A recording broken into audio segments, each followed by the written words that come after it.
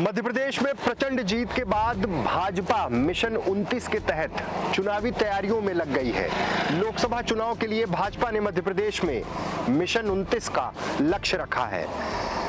हार से कांग्रेस की ये स्थिति है कि कांग्रेस उससे उबर नहीं पा रही है। हालात ये हैं कि तमाम बड़े नेता सीधे तौर पर इंकार कर रहे हैं कि वो लोकसभा चुनाव नहीं लड़ना चाहते।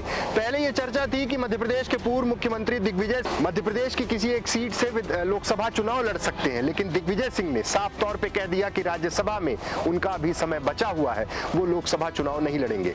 हालात मालवा से लेकर विंध्य तक कुछ ऐसी ही है। हालात ऐसे हैं कि कई दिग्गज मध्य प्रदेश कांग्रेस के कई दिग्गज चुनाव नहीं लड़ना चाहते, लोकसभा का चुनाव नहीं लड़ना चाहते।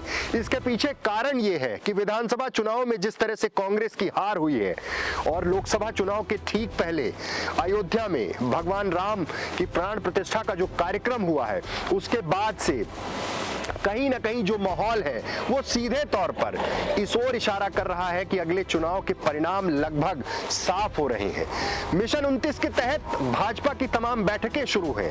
भाजपा अलग अलग लोकसभा क्षेत्रों में कार्यालय बना रही है। बैठकें शुरू हो गई, प्रत्याशी चयन की प्रक्रिया भी शुरू हो गई, लेकिन कांग्रेस को प्रत्याशी नहीं मिल रहे हैं। ऐसा इसलिए कह रहा हूं क्योंकि कहीं ना कहीं तमाम वो दिग्गज चुनाव ना लड़ने के लिए आला कमान को संदेश भी दे रहे हैं।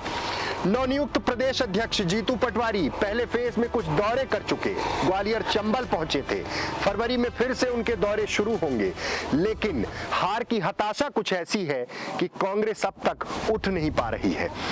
बार बार ये कहा जाता है कि तमाम चीजों पर मंथन करके नई शुरुआत करेंगे, लेकिन कांग्रेस की स्थिति देखकर ऐसा लग रहा है कि लोकसभा चुनाव में बामुश्किल किसी तरह प्रत्याशियों का चयन करना भी उनके लिए एक कठिन चुनौती बनता जा रहा है। जीतू पटवारी की कोशिश है कि किसी भी तरह से लोकसभा में मजबूत प्रत्याशी उतारे जाएं, जिसके लिए बड़े क्षेत्रीय छत्रपों को कांग्रेस मैदान में उतारना चाहती है। लेकिन अब तक जिस तरह के रुझान आ रहे हैं उससे ये साफ हो गया है कि लोकसभा चुनाव बड़े दिग्गज नहीं लड़ना चाह रहे। ऐसी परिस्थिति में कांग्रेस क्या कुछ करेगी?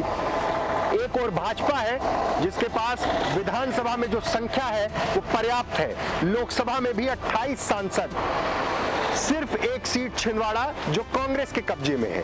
ऐसे में मिशन 29 को सफल बनाने के लिए पूरी बीजेपी लगी हुई है। वहीं बीजेपी के खाते से कुछ सीटें अपने पक्ष में करने के लिए कांग्रेस जद्दोजहद करते हुए दिख रही है। इंडिया गठबंधन की जो स्थिति हुई वो अब सबके सामने है।